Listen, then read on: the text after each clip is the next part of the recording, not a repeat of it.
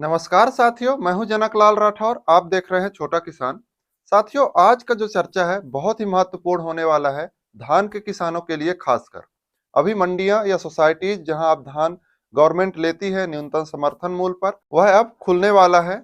उसका समय मध्य प्रदेश की मैं बात करूं तो 28 नवंबर से फिक्स कर दी गई है कि 28 नवंबर 2022 से आपकी धान की खरीदी प्रक्रिया चालू हो जाएगी सोसाइटीज में। वहां आपके न्यूनतम समर्थन मूल्य जितना है इस वर्ष 2040 रुपए है प्रति क्विंटल। तो उस हिसाब से धान की खरीदी वहां चालू हो जाएगी। अब यहाँ कई सारे लोगों का एक शिकायत रहता है, दिक्कत रहता है कि जो भी वहाँ गवर्नमेंट के द्वारा या फिर प्राइवेट कंपनियां जो खरीदी करवाने की ठेका लेती हैं, उनके द्वारा एक चेकर, सर्वेयर या ग्रेडर, जो भी आप बोलें, उनकी नियुक्ति होती है जो कि आपके धान का, आपके उत्पाद का निरीक्षण करते हैं, चेक करते हैं।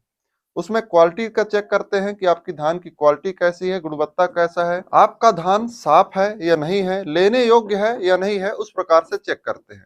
चेक करने का एक मानक होता है, स्टैंडर्ड होता है, जिसे बीआरएल कहते हैं। अगर बीआरएल को मैं पूरी तरह से बोलूं तो एक तरह से उनका मानक ही होता है कि एक परसेंटेज से अधिक ज्यादा अगर अशुद्धियां पाई गई आपके धान पर तो वह लेने योग्य नहीं है। बीआरएल का मतलब होता है बियॉन्ड रिजेक्शन लिमिट। मतलब उस लिमिट से अधिक अगर आपके धान पर विशुद्धियां पाई गई, अशुद्धियां पाई गई, तो आपके धान लेने योग्य नहीं होगा। उसको आप एफएक्यू या नॉन एफएक्यू कर सकते हैं। अब एफएक्यू और नॉन एफएक्यू क्या होता है, जो कि आप बहुत अधिक ग्रेडरों के मुंह से सुनते होंगे कि आपका धान एफएक्यू हो गया या नॉन एफएक्यू हो गया। अगर मैं सिंपल शब्दों में कहूं तो पास है या फेल है। तो एफएक्यू का मतलब पास है, नॉन एफएक्यू का मतलब फेल है। अब वो जब आपके धान को चेक करने आएंगे तो कुछ चार चीजें देखेंगे। पहला देखेंगे विजातीय तत्व, मतलब कि फॉरेन मैटर। उसमें दो चीजें देखते हैं। पहला देखते हैं कि आपके धान में अकार्बनिक पदार्थ कितना है और कार्बनिक पदार्थ कितना है। अकार्बनिक पदार्थ वह है जिसको आप जला नहीं सकते। मतलब कि आप जलाएंगे तो उसमें से राख उत्पन्न नहीं होगा या बाई प्रोडक्ट के रूप में कोयला आदि उत्पन्न नहीं होगा, जैसे आपके कंकड़ पत्थर हो गए या फिर अन्य जो भी मटेरियल्स होते हैं धान पर मिले रहते हैं वह। तो वह कितना होना चाहिए? लगभग 1%। वैसे वह तौल करेंगे, उनका तौल का मात्रा होता है 20 ग्राम, लेकिन उनका सैंपल लेने का मात्रा होता है लगभग 1.5 किलो। तो यह भी आपको एक तरह से असमंजस सा लगता है कि जब वो 20 ग्राम में निकालते हैं तो 1.5 किलो सैंपल क्यों ले लेते हैं, मतलब क्यों ले लेते हैं। तो यह हम आगे चर्चा करेंगे कि 1.5 किलो सैंपल ही उनको क्यों लेना रहता है। यह सैंपल आपको ज्यादा लगता होगा, लेकिन उनको भी डिवाइड करना रहता है। अब मैं बात करता हूं अशुद्धियों में कार्बनिक पदार्थ की। अकार्बनिक मैंने बताया कंकड़ पत्थर आदि। अब कार्बनिक में आपका जो भूसा होता है, बदरा होता है, जो भी चीजें आपकी जलाई जा सकती हैं। और धान में, धान के अलावा है, धान के अलावा जो भी अन्य चाहे खाद्य हो या फिर कुछ भी हो, वह कार्बनिक तत्व में गिनने को मिलेगा। जैसे धान में आपका मान लीजिए सोयाबीन का दाना हो गया, मक्का का दाना हो गया, ये सब मिले हैं, तो यह भी कार्बनिक में ही लिए जाएंगे, यह भी अशुद्धियों में लिए जाएंगे। तो इनको भी आप काउंट कर सकते हैं। मतलब कि अगर आप धान ले जा रहे हैं तो आप इनको भी नजर में रख सकते हैं कि हमारे धान में इनकी मात्रा तो अधिक नहीं है। टूटा हुआ चावल एक बहुत बड़ी समस्या है। यह टूटा हुआ चावल जब आप थ्रेसर से गहाई करवाते हैं, वैसे आजकल अधिकतर थ्रेसर या हार्वेस्टर से ही गहाई होती है, तो थ्रेसर और हार्वेस्टर से गहाई करवाते हैं, टूटा चावल का समस्या देखने को मिल जाता है। अगर टूटा हुआ चावल 1% से अधिक हुआ, मतलब अगर 100 ग्राम उनने लिया है, तो 100 ग्राम में अगर 1% से अधिक अगर टूटा चावल पाया गया तो आपका धान मान लीजिए रिजेक्ट है। तो यह चीजें आपको ध्यान पर रखना है कि अगर टूटा चावल है तो वो चलना भी करवा सकते हैं। अब दूसरा देखेंगे सर्वेयर, वह है डैमेज। आपका धान टूटा फूटा तो नहीं है। बदरंग, आपके धान में बदरा कलर तो नहीं है, धब्बे तो नहीं है आपके धान पर, बदरा तो नहीं है। पुराना धान, घुना धान, यह भी देखते हैं। अधिकतर लोग किसान मतलब कि जो व्यापारी होते हैं, जो बनिया लोग होते हैं, वह घुना पुराना धान लाते हैं। तो घुना पुराना धान भी देखते हैं। फिर अंकुरित दाने भी देखते हैं कि मतलब कि आपका जो धान है वह अंकुरित तो नहीं हो गया है। फिर देखेंगे आपका कंडवा रोग तो नहीं है, काला काला लाई, जो आपको हल्दी रोग भी बोलते होंगे, फॉल्स स्मट भी बोलते होंगे, लाई फूट जाना भी बोलते होंगे, उसको भी देखते हैं। तो यह एक लाइन पर आता है। यह होता है 5% का इसका लिमिट।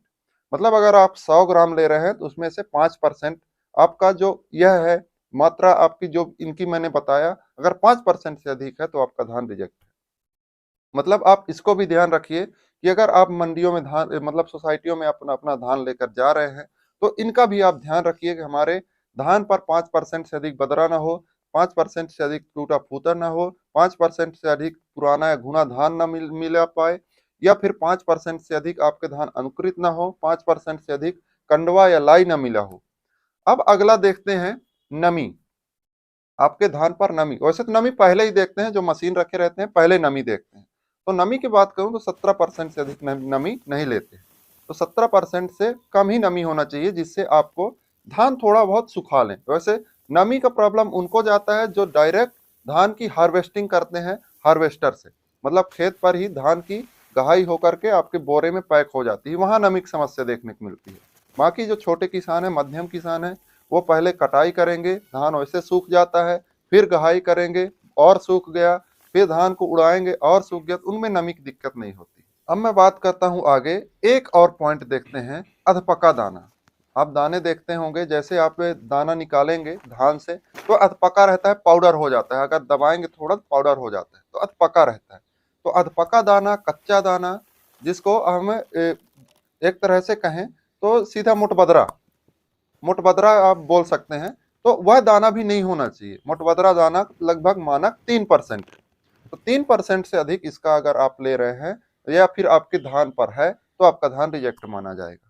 तो यह 4 चीजें हैं जो आपको देखते हैं। अब एक समस्या आती है किसानों में, मिक्स धान, कि हम मिक्स धान ले जा सकते हैं कि नहीं ले जा सकते। मिक्स धान में क्या है कि आपने जो सुनहरा धान है और लाल धान है उसको मिक्स कर दिया। आप जब गहाई करवाते हैं, थ्रेसिंग करवाते हैं, धान अलग अलग रहता है, कोशिश करिए कि आपका धान अलग हो। मिक्स कर देते हैं तो आपको देखने में थोड़ा सा गंदा लगता है, भद्दा लगता है, तो कई सारे सर्वेयर यहाँ पर आपको परेशान कर सकते हैं कि आपका धान मिक्स है। लेकिन अगर आप धान के मिक्स है लेकिन फिर भी आपका जो चावल है, अंदर का चावल आपका सफेद ही है, तो कोई दिक्कत नहीं है, इस पर आप लड़ सकते हैं बेझिझक, उनको बोल सकते हैं हमारा धान सही है। जो लाल धाना होता है, लाल धान आता है, उसके अंदर भी चावल एकदम से सही सफेद होते हैं, तो वो धान भी चलता है। लेकिन धान का अंदर का पूरा जो चावल है वह डैमेज नहीं होना चाहिए। और अब कोशिश करें कि अगर लाल धान है आपका तो वह अलग हो, आपका सुनहरा धान है वह अलग हो, आसानी से बिक सकता है। दोस्तों यह रही यह जानकारी। अब बात करते हैं सैंपल की। सैंपल आपका 1.5 किलो क्यों लेते हैं? 1.5 किलो सैंपल एक मानक होता है कि आपको 1.5 किलो सैंपल लेना है, उसमें से 1.5 किलो के आसपास, मतलब ऊपर हो सकता है, उसको 600 ग्राम के पैकेट में डिवाइड करते हैं। 3 पैकेट बनाते हैं, पहला गोदाम वाले को जाता है, दूसरा समिति वाले को जाता है जिसकी समिति है, और तीसरा आता है सर्वेयर के पास। अब सर्वेयर उस 600 ग्राम में चेकिंग करता है, उसको मिला करके उसको 600 ग्राम से 150 ग्राम तक लाएगा, उसके बाद उसमें से 20 ग्राम निकालेगा। अब उस 20 ग्राम से आपकी अशुद्धियां चेक करेगा, और उस 20 ग्राम में आपकी अशुद्धियां अगर निकल गई तो आपका चाहे 100 क्विंटल माल हो, 200 क्विंटल माल हो, वह सभी उस 20 ग्राम पर ही चेक हो जाते हैं। तो 1.5 किलो एक मानक सैंपल है, उसको से तो सभी सर्वेयर लेते हैं, सभी सर्वेयर को लेना भी चाहिए, क्योंकि अगर बाद में दिक्कत आती है तो सैंपल ही उनके बचाव का कार्य करता है। सैंपल वैसे मान्य होता है 3 माह तक, जिस डेट से सैंपल लिया गया है उस डेट से 3 माह तक वह सैंपल मान्य होगा, या फिर 3 माह तक ही उनका एक तरह से लोड रहता है, प्रेशर रहता है, उसके बाद फ्री रहते हैं।